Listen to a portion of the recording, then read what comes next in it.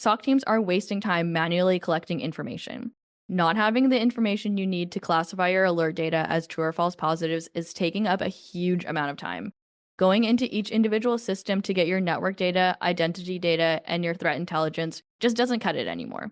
But with D3's rapid enrichment system, you can see contextualized data from your firewall, your EDR, your identity access software, and any other database all in one spot.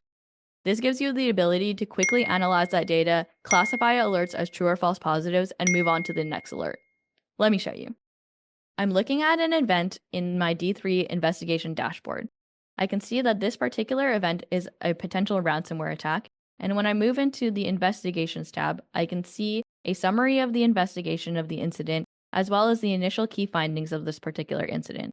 When I drill down even further, I can see the enrichment data that helps to classify this alert as a true or false positive, as well as a malware summary report and indicators of compromise for this particular incident. All of this information helps me to classify the alert as a true or false positive, as it enriches the alert with more data that helps me make informed decisions.